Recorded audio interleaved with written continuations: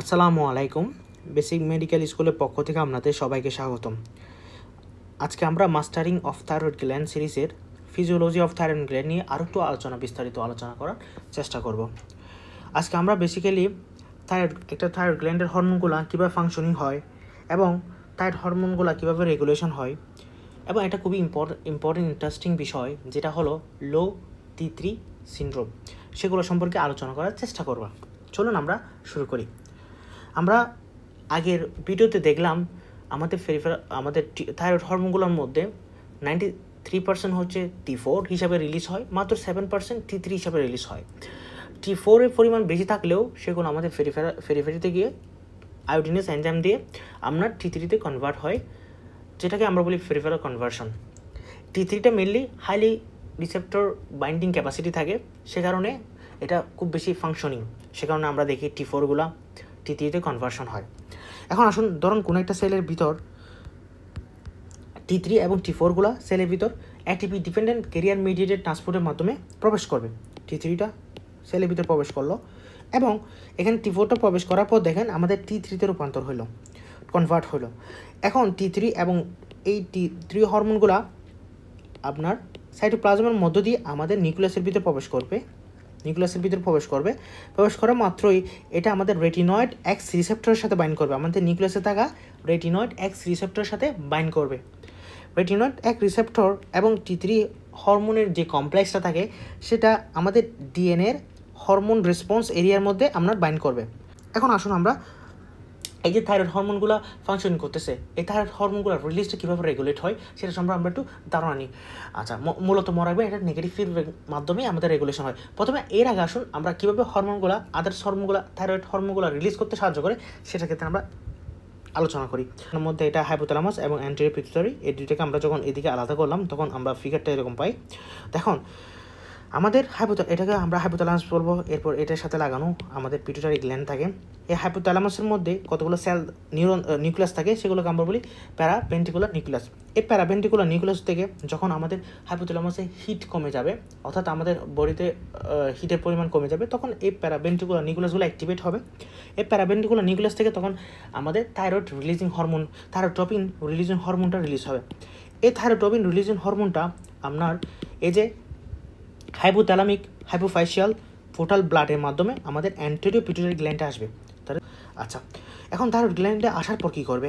এই thyroid releasing hormone আমাদের এখানে একটা অ্যান্টেরিয়র পিটুইটারি গ্ল্যান্ডের সেলগুলোর মধ্যে যে একটা 7+ রিসেপ্টর থাকে সেটার সাথে বাইন্ড করবে। বাইন্ড করার পর এটা জিকিউ কাপলিং রিসেপ্টরকে অ্যাক্টিভেট করবে। এই জিকিউটা কী করবে? আমাদের ফসফোলাইপেজকে অ্যাক্টিভেট করবে, যেটা আমাদের কতগুলো ক্যালসিয়াম চ্যানেলকে ওপেন করবে। সেখানে সেলের ভিতর আমাদের ক্যালসিয়াম আয়নের পরিমাণ বেড়ে যাবে, একই সাথে ডায়াসাইল গ্লিসারল পরিমাণও বেড়ে যাবে। এই ডায়াসাইল গ্লিসারল এবং আপনার ক্যালসিয়াম আয়ন এই দুটো কী করবে? আমাদের থাইরয়েড স্টিমুলেটিং হরমোনকে রিলিজ করবে ব্লাডের মধ্যে। এই থাইরয়েড স্টিমুলেটিং হরমোনগুলো আলটিমেটলি ব্লাডের মাধ্যমে আমাদের এই থাইরয়েড গ্ল্যান্ডে আসবে। এই ফলিকুলার সেলের মধ্যে একটা 7+ রিসেপ্টর থাকে। এই 7+ রিসেপ্টরটাকে আপনার থাইরয়েড স্টিমুলেটিং হরমোন অ্যাক্টিভেট করে। এটা কিন্তু আবার জিএস অ্যাক্টিভেট করবে। সেটা কী করবে? আমরা জানি এটিপিকে সাইক্লিক এএমপিতে রূপান্তর করবে, ফলে সেলের ভিতর সাইক্লিক এএমপির পরিমাণ বেড়ে যাবে। এই সাইক্লিক এএমপিগুলো কী করবে? আমাদের প্রোটিন কাইনেসকে অ্যাক্টিভেট করবে। এই প্রোটিন কাইনেসটা আমরা 5টা ফাংশনের মাধ্যমে আমাদের থাইরয়েড গ্ল্যান্ড থেকে থাইরয়েড হরমোনগুলো রিলিজ করতে সাহায্য করবে। চলুন আমরা এই 5টা ফাংশন সম্পর্কে জেনে নিই। প্রথমে আসুন, ওরা কী করবে? ফুটিওলাইসিস করবে, থাইরয়েড গ্লোবিউলিন পরিমাণ সিনথেসিসটা পরিমাণ বাড়াই দিবে। এটা হচ্ছে মেইন আমাদের এই যে টিএসএস মেনলি এটা কাজটা করবে। এটা হচ্ছে আমরা যখন এক্সোজেনাস টিএসএস হরমোন দিব কোনো পার্সনকে, তখন 30 মিনিটের ভিতরেই দেখা যায় এটা এই ফাংশনটা দেখা যায়। এরপর আসুন, আয়োডিনেশনে সাহায্য করে, অ্যাক্টিভিটি অফ আয়োডিন পাম্পের পরিমাণ বাড়িয়ে দেয় এবং হচ্ছে থাইরয়েড সেলগুলো সাইজ এবং সিকিউরিটি অ্যাক্টিভিটিটা বাড়িয়ে দেয়। আবার থাইরয়েড সেল এবং ফলিকুলের পরিমাণও বাড়িয়ে দেয়। এখানে আমরা জানি নর্মাল অবস্থায় সাধারণত ইনঅ্যাক্টিভ ফেসের ক্ষেত্রে সাধারণত অনেকটা ফ্ল্যাট থাকে। আমরা ফার্স্ট ফিজিওলজি ভিডিওতে আমরা আলোচনা করেছিলাম, সেখানে আমরা দেখেছিলাম। আচ্ছা, এখন দেখুন এই যে অনেকটা প্রথমে ফ্ল্যাট থাকে এবং আস্তে আস্তে কিউবয়েডাল শেপ থাকে, কিন্তু যখন হাইলি অ্যাক্টিভ ফেজে থাকবে তখন এই টিএসএস ইয়াগুলো আপনার হরমোনগুলো মেনলি আপনার এই কিবোর্ডের সেলগুলো এবং ফ্ল্যাট সেলগুলো সবাইকে আমাদের কলমানা সেলে রূপান্তরিত করবে। এই জিনিসটা আমরা এখানে আরেকটু ডিটেলস আছে, আপনারা একটু এখান থেকে দেখে নিতে পারেন। আমরা অতটুকু ইম্পর্টেন্ট না বলে এখানে আলোচনা করতেছি না কীভাবে এই ফাংশনগুলো আমাদের টিএসএসটা রিলিজটা থাইরয়েড হরমোনগুলো রিলিজটা বাড়ায়, সেটা এখানে দেওয়া আছে। এখন আসুন সবচেয়ে ইম্পর্টেন্ট আমাদের এখানে আলোচনা করি, সেটা হচ্ছে নেগেটিভ ফিডব্যাক লুপের মাধ্যমে কীভাবে আমাদের থাইরয়েড হরমোনগুলো রেগুলেট হয়। দেখুন আমরা এতক্ষণ পর্যন্ত আলোচনা করছিলাম হাইপোথ্যালামাস থেকে কীভাবে অ্যান্টেরিয়র পিটুইটারি গ্ল্যান্ডকে অ্যাক্টিভেট করে টিআরএস এর মাধ্যমে, এবং অ্যান্টেরিয়র পিটুইটারিকে রিলিজ হওয়া টিএসএস কীভাবে আমাদের থাইরয়েড গ্ল্যান্ডকে অ্যাক্টিভেট করে সেটা সম্পর্কে আমরা জানলাম। এখন থাইরয়েড গ্ল্যান্ড থেকে আমরা T3 T4 ক্যামেরা রিলিজ হয় সেটাও আমরা জানলাম। এখন এই T3 T4গুলো আমাদের নেগেটিভ ফিডব্যাক, অর্থাৎ আমাদের ব্লাডের মধ্যে T3 এবং T4 এর পরিমাণ বেড়ে গেলে এটা একটা নেগেটিভ সিগন্যাল পাঠাবে আমাদের অ্যান্টেরিয়র পিটুইটারি গ্ল্যান্ডে। আচ্ছা, anterior pituitary gland negative signal যখন পাঠাবে তখন থাইরয়েড স্টিমুলেটিং হরমোনটা রিলিজ কমায় ফেলবে। তাহলে আলটিমেটলি আমাদের যে ফার্দার মোর থাইরয়েড গ্ল্যান্ডের যে অ্যাক্টিভেশনের জন্য স্টিমুলেশনের জন্য টিএসএস আসবে সেটা পরিমাণ কমে যাবে। তাহলে আমাদের টিএসএস T3 এবং T4 এর সিনথেসিসটা পরিমাণটাও কমে যাবে। একই সাথে আমাদের T3 এবং T4 একটা নেগেটিভ ফিডব্যাক কোথায় পাঠাবে আমাদের হাইপোথ্যালামাসে। এখানে থাইরোট্রপিন রিলিজিং যে হরমোন থাকে সেটা পরিমাণ রিলিজ কমায় দিবে। সেটা যখন কমে যাবে তখন অ্যান্টেরিয়র পিটুইটারি থেকে টিএসএস রিলিজও কমে যাবে এবং আলটিমেটলি T3 এবং T4 সিক্রেশনও কমে যাবে। তাহলে ব্লাডের মধ্যে একটা নিউট্রাল লেভেল, আমাদের রেফারেন্স লেভেলের T3 এবং T4 অলওয়েজ বজায় রাখতে সাহায্য করে। তার মানে এটা একটা নেগেটিভ ফিডব্যাক মেকানিজম। আচ্ছা, আমরা এতটুকু পর্যন্ত জানলাম। এরপর আমরা একটু জেনে নিই যে স্ট্রেসের সময় আমাদের সিম্প্যাথেটিক অ্যাক্টিভিটি বেড়ে যায়, তখন হচ্ছে আমাদের বডিতে বেশি পরিমাণ হিট তৈরি হয়, সেখানে তখন টিআরএসটা রিলিজটা কমে যায়। আবার যখন বডিতে যখন টেম্পারেচার কমে যায় তখন আমাদের টিআরএস লেভেলটা বেড়ে যায়, টিএসএসটা বেড়ে যেতে পারে এবং সাথে আমাদের T3 এবং T4 লেভেলটাও বেড়ে যাবে। আচ্ছা, তাহলে দেখুন আমরা এতক্ষণ পর্যন্ত আলোচনা করলাম কীভাবে একটা তার হরমোনগুলা অ্যাকশন করে ফাংশনিং হয়, সেটা মেনলি দুইটা মাধ্যমে। একটু ছোটো একটা রিক্যাপ আমরা সবসময় মনে রাখবেন, পড়ার পাশাপাশি আমাদের অবশ্যই একটু রিক্যাপ করতে হবে, না হয় আমরা এই জিনিসটা ভুলে যাব। যত বেশি রিক্যাপ করবেন তত বেশি আপনার মেমোরি সেলের মধ্যে সেগুলো অনেক ভালোভাবে অ্যাটাচমেন্ট হয়ে যাবে। ফলে আপনি কী করবেন, যখনই হঠাৎ করে কেউ যদি প্রশ্ন করে তখন আপনি পুরোপুরিটা না বলতে পারলেও কাছাকাছি একটা আনসার আপনার কাছে মনে চলে আসবে ইনশাল্লাহ। সেজন্য আমরা চেষ্টা করব কোনো একটা জিনিস 2-3 পেজ পড়ার পর সাথে সাথে আবার একটু ছোটো করে রিভিউ করবা, অত 2 থেকে 3 মিনিটের ভিতর, জাস্ট 1 থেকে 2 মিনিটের ভিতর, এরকম আর কি। আচ্ছা, তাহলে দেখুন এটা হচ্ছে জেনেটিক ফাংশন, যেটা বলতেছিলাম জেনেটিক ফাংশনের মাধ্যমে আপনার কাজ করতে পারে অথবা নন জেনেটিক্যালি অ্যাকশন করতে পারে। এখন আসুন জেনেটিক্যালি ফাংশনের মধ্যে অ্যাকশনের মধ্যে আমরা কীভাবে বললাম এটিপি ডিপেন্ডেন্ট ট্রান্সপোর্ট মেকানিজমের মাধ্যমে আমাদের থাইরয়েড হরমোনগুলো ঢুকবে, তারপর এখানে রেটিনয়েড রিসেপ্টরের মাধ্যমে বাইন্ড করবে, সাথে হচ্ছে আমরা হরমোন রেসপন্স এরিয়াতেও এটা অ্যাক্টিভেট করে আমরা ফাংশনটা করবে। আমরা নন যেইটা বললাম অলরেডি, সেটা আর বলতেছি না। এখন আসুন কীভাবে আমরা থাইরয়েড হরমোনগুলো আমরা রিলিজ হয় সেটা আমরা বললাম, যে আমাদের প্যারাভেন্ট্রিকুলার নিউক্লিয়াস থেকে আমাদের হাইপোথ্যালামাস থেকে আমাদের টিআরএসটা রিলিজ হবে, সেটা হচ্ছে অ্যান্টেরিয়র পিটুইটারি গ্ল্যান্ডে আসবে। আসার পর হচ্ছে আপনার তারপর হচ্ছে আপনার থাইরয়েড স্টিমুলেটিং হরমোন যেটা থাকে সেটা রিলিজিং হরমোনটা জিকিউকে অ্যাক্টিভেট করবে, সেখান থেকে টিএসএস রিলিজ করবে।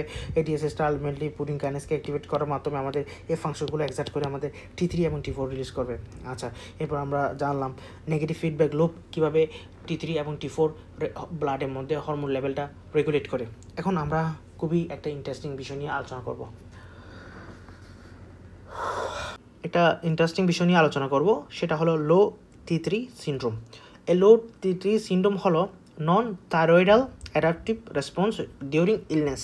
অর্থাৎ আমরা যখন অসুস্থ থাকবো তখন দেখা যায় কি আমাদের T3 পরিমাণ কমে যায় কতগুলো অসুখের ক্ষেত্রে, স্পেশালি যখন আমরা স্ট্রেস, আপনার স্টারভেশন, সার্জারি, ট্রমা অথবা কার্বোহাইড্রেট পরিমাণ কম খাই ইনটেক করি, অথবা আমাদের বডির মধ্যে জিঙ্ক ডেফিসিয়েন্সি হয়, অথবা আমাদের থাইরয়েড মেডিকেশনগুলো আননেসেসারিভাবে আমরা খেয়ে থাকি, তখন দেখা যায় আমাদের বডির মধ্যে শুধু T3 পরিমাণ কমে যায়, T4 এর পরিমাণ নর্মাল থাকে, সাধারণত TSH পরিমাণও নর্মাল থাকে অথবা একটু কমে যেতে পারে, এবং রিভার্স যে T3 থাকে তার পরিমাণটা বেড়ে যায়।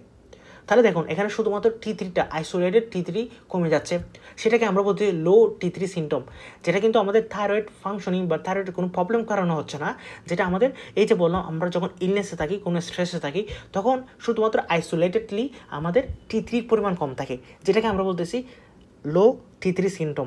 তাহলে এটার কজগুলো আমরা অলরেডি বলে ফেললাম কি, stress, starvation, surgery, trauma, myocardial infarction, CKD অথবা রেসপিরেটরি ফেলিওর, সাথে আমাদের যদি আমরা লো কার্বোহাইড্রেট ইনটেক করি সেক্ষেত্রেও হতে পারে। তো এইসব কারণগুলো কী করে আমাদের 5' মোনো আয়োডিনেস যে এনজাইমটা থাকে সেটাকে ইনহিবিট করে। এটার কাজ কি? আমরা জানি আমাদের থাইরয়েড হরমোনগুলো মেনলি T4 অর্থাৎ 93% T4 হরমোন রিলিজ করে T4 হিসাবে থাইরয়েড হরমোনের মধ্যে। কিন্তু থাইরয়েড হরমোন T4 হিসাবে রিলিজ হলেও আপনার ফেরিফেরিতে গিয়ে সেটা T3-তে কনভার্সন হয়ে T3 হিসাবে আমাদের ফাংশনিং করে। এই যে T4 থেকে T3 এটা করে থাকে আমাদের একটা এনজাইম যার নাম হচ্ছে 5' মোনো আয়োডিনেস।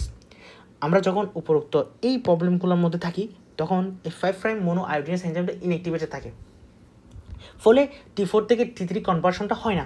এখন একটা জিনিস দেখুন, আমরা সবাই জানি যখন আমাদের দুইটা প্রসেস চলতে থাকে কোনো একটা প্রক্রিয়া থেকে, যখন একটা কমে যায় অবশ্যই আলটিমেটলি আরেকটা পাথওয়ে সেটা হচ্ছে বেড়ে যাবে। আমরা জানি T4 থেকে মেইনলি T3-তে তৈরি হয় কীভাবে?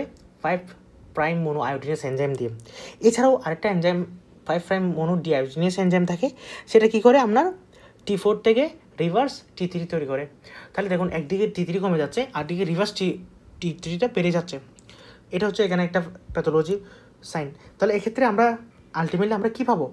আমাদের T3 পরিমাণ কমে যাচ্ছে কারণ 5 মোনো আয়োডিনেস এনজাইম কমে যাওয়ার কারণে, কিন্তু T4 এর পরিমাণ নর্মাল থাকে।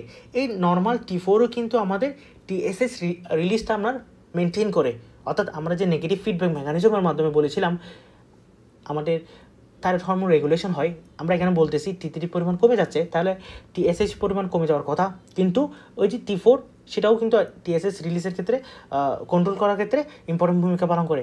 এই নর্মাল T4টা আমাদের TSH রিলিজটাকে নর্মাল রাখে অথবা কিছুটা কমে যায়।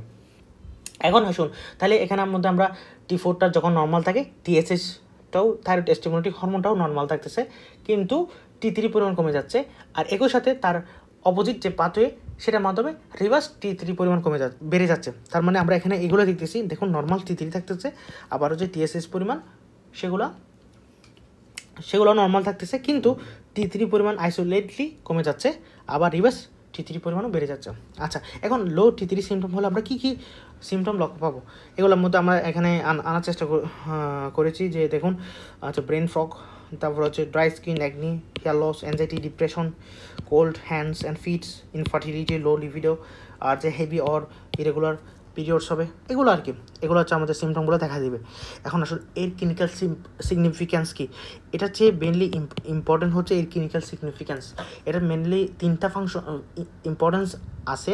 একটা হচ্ছে অ্যাডাপটিভ হলো আমরা যখন অ্যাকিউট ফেজ অর্থাৎ আমরা যখন ইলনেসে আসি তখন T3টা কমায় দেয়, কারণ আমাদের বডির মধ্যে এনার্জিগুলোকে স্টোর করার জন্য, আমাদের থাইরয়েড ফাংশনিংটা কমানোর জন্য, যাতে আমরা এনার্জিটা কনভার্ট করতে রাখতে পারি। কিন্তু এটা যখন দীর্ঘদিন চলতে থাকে তখন ম্যাল অ্যাডাপটিভ হয় কখন? ক্রনিক প্রসেসে, তখনই আমাদের নির্দেশ করে আমাদের অ্যাক্টিভ ফেজটা ভালো হচ্ছে না। তখন দীর্ঘদিন এরকম লো T3 পরিমাণ থাকবে, তখন আমরা বুঝে যাব এটা হচ্ছে আমাদের অ্যাক্টিভ ফেজটা ভালো হচ্ছে না, সেজন্য ক্রনিক ফেজে অলরেডি চলে গেছে। সে কারণে এটা হচ্ছে একটা পুয়ার প্রগনোসিস হিসেবে কাজ করে। এখন আসুন প্রগনোসিস, যেটা আমরা বললাম, মনে রাখবেন আমাদের নিউমোনিয়া ক্লাসিফিকেশনে একটা PSI স্কোরিং আছে বা ক্রাইটেরিয়া থাকে, আরটা হচ্ছে আপনার কার্ভ 65 ক্রাইটেরিয়া থাকে। এই যে দুটা যে নিউমোনিয়া ক্লাসিফিকেশনের জন্য এই ক্রাইটেরিয়াগুলো প্রবর্তনের জন্য আমাদের কিন্তু এই লো T3 সিনড্রোমটা অনেক বেশি ভূমিকা পালন করে। নিউমোনিয়ার ক্ষেত্রে যদি লো T3 থাকে, এটা হচ্ছে আপনার স্ট্রং প্রেডিক্ট করে আপনাকে 30 days সার্ভাইভাল মর্টালিটি, অর্থাৎ 30 দিনের মধ্যে মর্টালিটি মানে মৃত্যু হতে পারে। আবার এটা অন্যতম একটা নির্দেশক ফর ICU অ্যাডমিশন। এছাড়াও আমাদের পাইজনিক লিভার অ্যাবসেস, মাল্টিপল মাইলোমা, এগুলোর ক্ষেত্রেও এটা লো T3 সিমটম হচ্ছে ইন্ডিকেট করে এটা লোয়ার প্রগনোস্টিক ফ্যাক্টর হিসেবে। এখন আপনি ঠিক আছে, আমরা বুঝলাম লো T3 সিমটমটা আমাদের ক্রনিক ডিজিজগুলোর পুয়ার প্রগনোস্টিক ক্রাইটেরিয়াটা আমাদের ইন্ডিকেট করে। তাহলে এটার আমরা ট্রিটমেন্ট কী দিব? সাধারণত বলা হয় নো থাইরয়েড রিপ্লেসমেন্ট থেরাপি। এখানে আমরা কখনো T3 এক্সোজেনাসলি দিব না। কী করবো? আমাদের যে এটার আন্ডারলাইং যে কজ সেটাকে ট্রিটমেন্ট দেবো। এটা ট্রিটমেন্ট করলে আলটিমেটলি ইনশাআল্লাহ আমাদের লো T3 সিনড্রোমটা ভালো হয়ে যাবে। এখন আমরা এখানে একটা সামারি বক্স আনার চেষ্টা করেছি, একটু দেখেন। তার মানে এখানে T3টা টোটাল T3 এবং ফ্রি দুটাই কমে যাবে। T4টা সাধারণত নর্মাল থাকবে আর TSHটাও নর্মাল থাকবে। আর আচ্ছা রিভার্স R3 পরিমাণ বেড়ে যাবে কজ আমরা বলছিলাম এটা ক্রিটিক্যাল ইলনেস, স্টারভেশন, সার্জারি ইত্যাদি ক্ষেত্রে বললাম। আবার হচ্ছে মেকানিজম কেন হচ্ছে সেটাও বললাম, কারণ এখানে যে 5' মোনো আয়োডিনেস এনজাইমটা আপনার ইনঅ্যাক্টিভেট হয়ে যায়, সে কারণে পেরিফেরাল কনভার্সনটা সম্ভব হয় না। এরপর এটা ট্রিটমেন্ট আমরা বললাম, এটা হচ্ছে কোনো থাইরয়েড হরমোন রিপ্লেসমেন্ট দেওয়া যাবে না, অনলি আন্ডারলাইন ট্রিটমেন্ট করবো, আন্ডারলাইন কজের ট্রিটমেন্ট করবো। এটা হচ্ছে এতটুকু হলো আজকে T3 সিমটম সম্পর্কে। ইনশাল্লাহ আবার সামনে আরও কোনো একটা ভিডিওতে ইন্টারেস্টিং এরকম টপিকস নিয়ে আলোচনা করার চেষ্টা করব। সবাইকে ধন্যবাদ।